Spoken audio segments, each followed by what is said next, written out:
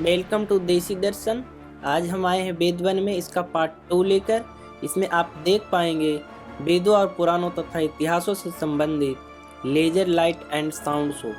यहाँ पर जैसे जैसे शाम होती जाएगी वैसे वैसे भीड़ें बढ़ती जाएगी, क्योंकि लेजर शो का टाइमिंग रात्रि 8 बजे है। लोग काफ़ी ही तसल्ली से लेजर शो का इंतज़ार कर रहे हैं ताकि लेजर शो का जल्द से जल्द आनंद ले सके। तो अब रात हो चुकी है और 8 बजते ही लेजर शो स्टार्ट हो जाएगी। तो फ्रेंड्स, आप यहाँ पे देख सकते हैं काफ़ी ही भीड़ें हो चुकी है और लोग बहुत ही उत्सुक है इसे देखने के लिए। तो लीजिए, अब इंतज़ार की घड़ी हुई खत्म और लेजर शो आपका स्टार्ट हो चुका है। तो अब आप इस वीडियो के लास्ट तक बने रहें और पूरे लेजर शो का आनंद लीजिए। बहुत ही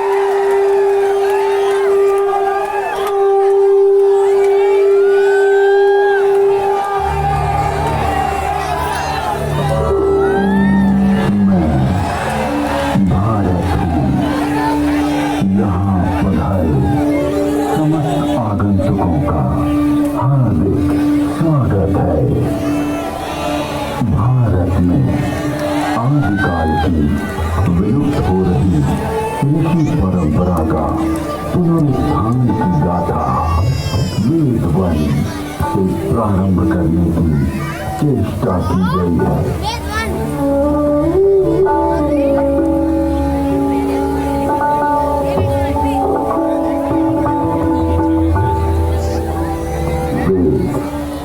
परमपिता परमात्मा की पवित्र वाणी है, जो सृष्टि के प्रारंभ में मानव मात्र के कल्याण के लिए अग्नि, वायु, आदित्य, अंगिरा इन 4 ऋषियों के पवित्र अंतःकरण में उद्भूत हुई। तत्व ज्ञान की दृष्टि से वेद एक है, किंतु विषय विभाग की दृष्टि से इसे 4 भागों में बांटा गया है। ऋग्वेद, यजुर्वेद, सामवेद और अथर्ववेद।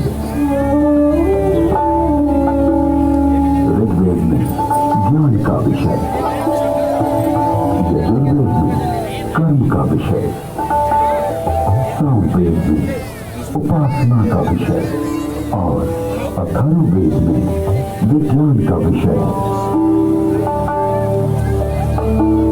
विश्व साहित्य का प्राचीनतम ग्रंथ वेद है। मानव जाति के प्राचीनतम ग्रंथ होने के कारण उस समय की सभ्यता, संस्कृति, आचार विचार और कर्तव्य आदि को जानने का स्रोत वेद है। भारतीय दर्शन, साहित्य, ललित कला, संगीत, ज्योतिष, ज्ञान विज्ञान वेदों में है। वस्तुतः वेद संसार के समस्त पदार्थों का बोध कराते हैं। वेद के भाष्यकार आचार्य सानर कहते हैं, इष्ट की प्राप्ति एवं अनिष्ट के परिहार के अलौकिक उपाय को बतलाने वाले ग्रंथ वेद हैं। सबके द्वारा पूजनीय और यजनीय परमात्मा से ऋग्वेद, यजुर्वेद, सामवेद और अथर्ववेद प्रकट हुए हैं। ऋग्वेद के मंत्र दृष्टा ऋषि कहते हैं, तस्मात् ज्ञातस्य वर्गा ऋचा समानि च छंदांसि जज्ञिरे तस्मात् यजुस्त स्माद् जायत। ऋग्वेद, जिसके द्वारा विभिन्न देवताओं की स्तुति की जाती, उसे ऋग कहते हैं। ऋच्यते स्तूयते अन्य इति ऋग। इस प्रकार की ऋचाओं के संग्रह का नाम ऋग्वेद है। ऋग्वेद विश्व साहित्य का प्राचीनतम ग्रंथ है। ऋग्वेद में 10 मंडलों में 1028 सूक्त में 10,600 मंत्र हैं। यजुर्वेद, यजुर्वेद में कर्मकांड का प्राधान्य है, जिसकी समाप्ति अनेक अक्षरों वाली है अथवा जो गद्यमय है, उसे यजुष कहते हैं। अनेकाक्षरावसानो यजुर। यजुर्वेद के 2 भाग हैं, शुक्ल यजुर्वेद एवं कृष्ण यजुर्वेद। शुक्ल यजुर्वेद में 40 अध्यायों में 1975 मंत्र हैं। कृष्ण यजुर्वेद गद्यात्मक है। सामवेद, गीत ही साम है। गीतेषु समाख्या। संगीत का मूल उद्गम सामवेद है। सामवेद के 2 भाग हैं, पूर्वार्चिक एवं उत्तरार्चिक। सामवेद में 1875 मंत्र हैं। अथर्ववेद, अभिचार मंत्रों का ज्ञान अथर्ववेद में है। इसमें आयुर्वेद का विस्तृत विवेचन हुआ है। इसकी शौनक शाखा में 20 कांडों में 730 सूक्तों में 6000 मंत्र हैं।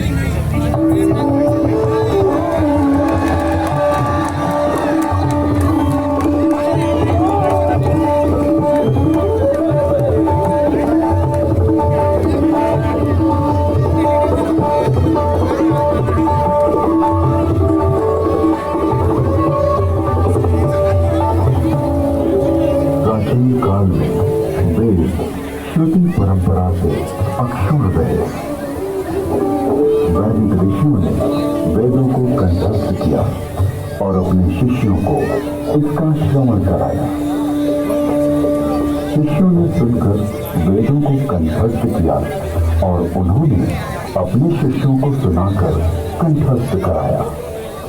इस प्रकार श्रुति परंपरा से वेद अक्षुण्ण बने रहे। वेदों में किसी भी प्रकार की मिलावट न हो सके, इसके लिए वैदिक ऋषियों ने विस्तृत पाठों का निर्माण किया। वेदों में मंत्र दृष्टा ऋषियों का उल्लेख है, जिन्होंने मंत्रों का साक्षात्कार किया। इस परंपरा में सप्त ऋषियों का विशेष महत्व बतलाया गया है। सप्त ऋषियों का वैशिष्ट्य उपनिषद एवं पुराणों में मिलता है। ये 7 ऋषि हैं: वशिष्ठ, विश्वामित्र, जमदग्नि, भारद्वाज, अत्रि, गौतम, अगस्त्य। वेदों में अनेक ऋषिकाओं का भी उल्लेख है। इन ऋषियों की परंपरा का अनुपालन करने वाले ऋषियों ने भी इन्हीं नामों को धारण किया। आज विश्व में जिन आविष्कारों का श्रेय पाश्चात्य जगत द्वारा लिया गया है, उसे हमारे प्राचीन ऋषियों द्वारा तथ्य सहित हजारों वर्ष पूर्व प्रमाण सहित वेदों में उल्लिखित किया गया है। जैसे अगस्त्य संहिता में विद्युत उत्पादन के सूत्र मिलते हैं।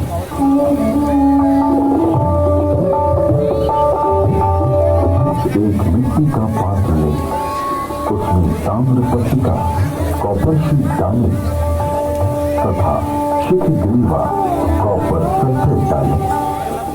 फिर बीच में गिली कास्ट 500 व सॉल्डर लगाएं। ऊपर पारा, मर्क्यूरी तथा 10 लोस्ट जिंक डालें। इन तारों को मिलाएंगे तो उससे मित्र वरुण शक्ति इलेक्ट्रिसिटी का उदय होगा।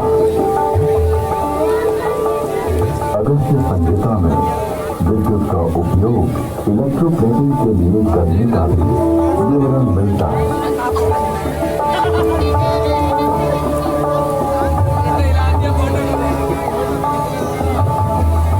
अतः अगस्त्य को कुंभोदय बैटरी बोम भी कहते हैं।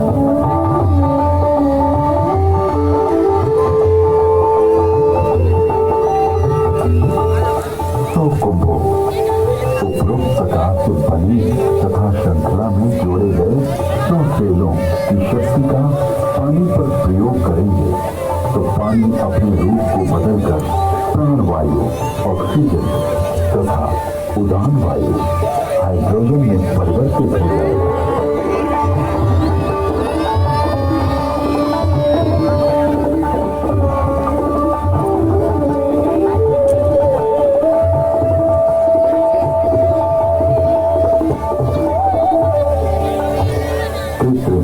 स्वर्ण अथवा रजत के लेप को सत्कृति कहा जाता है। लोहे के पात्र में विषक्त जल तेजाब का घोल इसका सानिध्य पाते ही यवक्षार सोने या चांदी का नाइट्रेट ताम्र को स्वर्ण या रजत में ढक लेता है। स्वर्ण से लिप्त उस ताम्र को शासकुंभ अथवा स्वर्ण कहा जाता है। विद्युत का आधुनिक नौका चलन और विद्युत वहन, संदेश वहन आदि के लिए जो अनेक बारीक तारों की बनी मोटी केबल या डोर बनती है, वैसी प्राचीन काल में भी बनती थी, जिसे रज्जु कहते हैं।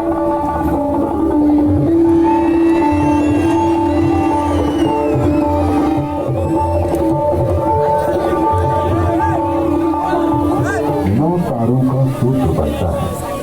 9 सूत्रों का एक गुण, 9 गुणों का एक पाश, 9 पाशों से एक रश्मि और 9 8 7 या 6 रज्जु रश्मि मिलाकर एक रज्जु बनती है। आकाश में उड़ने वाले गर्म गुब्बारे। इसके अलावा अगस्त्य मुनि ने गुब्बारों को आकाश में उड़ाने और विमान को संचालित करने की तकनीक का भी उल्लेख किया।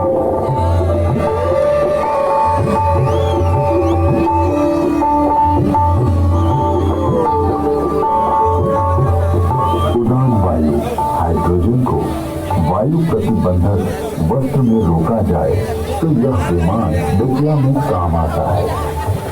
यानी वस्त्र में हाइड्रोजन पक्का बांध दिया जाए तो उसमें आकाश में उड़ा जा सकता है।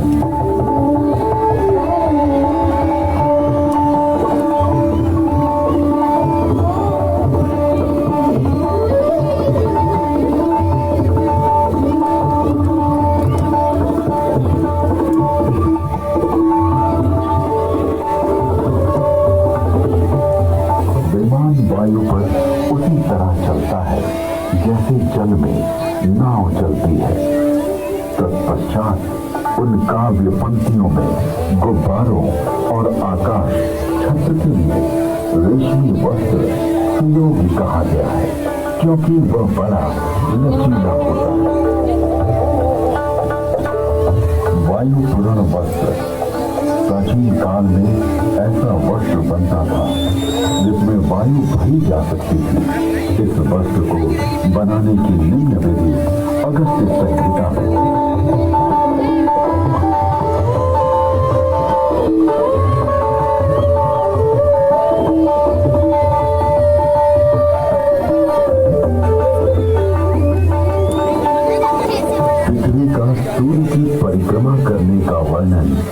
ऋग्वेद, यजुर्वेद और अथर्ववेद के मंत्रों में मिलता है।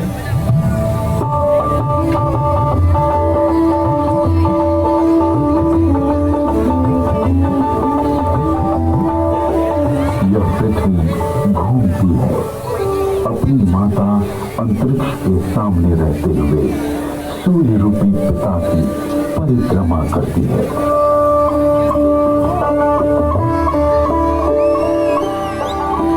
पृथ्वी शह, सूर्य, कृष्ण की प्रदक्षिणा करती है। ऋग्वेद में जल की उत्पत्ति यानी H2O का उल्लेख है।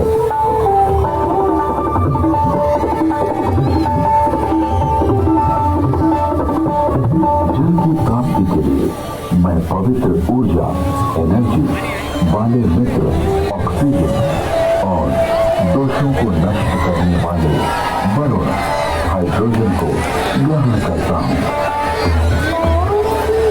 यजुर्वेद में सूर्य में उच्च जल तत्व यानी हीलियम का संकेत किया गया है। तो फ्रेंड्स, अब लेजर शो समाप्त हो चुका है। अब यहाँ से हम एग्जिट करेंगे। मेरे को तो बहुत आनंद आया। आप बताइएगा कमेंट करके आपको कैसा लगा। आप देख सकते हैं यहाँ से निकलते ही बहुत सारे खाने पीने की चीज़ें भी मिलती है। यहाँ पर आने जाने में आपको कोई भी तकलीफ नहीं होगी, क्योंकि यहाँ पर बहुत ही आसानी से ऑटो और टैक्सी भी मिल जाती है। और यहाँ का नज़दीकी मेट्रो स्टेशन नोएडा सेक्टर 101 है। यहाँ पर कार पार्किंग भी है, इसलिए आप कार से भी आ सकते हैं। यदि आप इसका पार्ट 1 नहीं देखे हैं तो प्लीज़ देख लीजिए और हमारे चैनल को सब्सक्राइब और बेल आइकन को प्रेस कर लीजिए ताकि नोटिफिकेशन सबसे पहले आपके यहाँ पहुँचे। तो अब हम फिर मिलते हैं आपके साथ नेक्स्ट वीडियो में।